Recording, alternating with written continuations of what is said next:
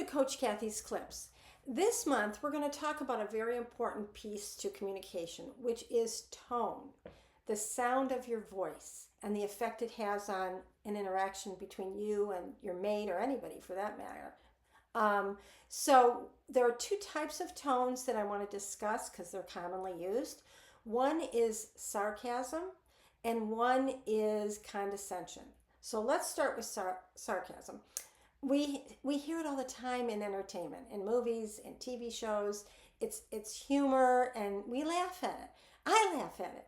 Where it isn't going to work for us is if it's being used between us and a person we care about.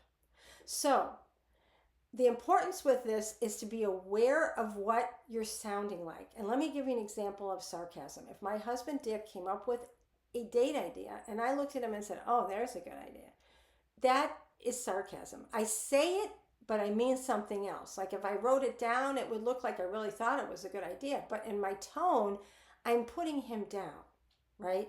Not good. So that's sarcasm.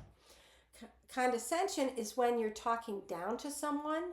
So kind of a parental tone where it's kind of baked into people of kids, because sometimes we'll say things to our kids like, now honey, are you going to do that? You know, and if they're two, that works. But if you have an adult in your life and you say, now honey, are you going to do, no good, breaks communication, and immediately you get derailed.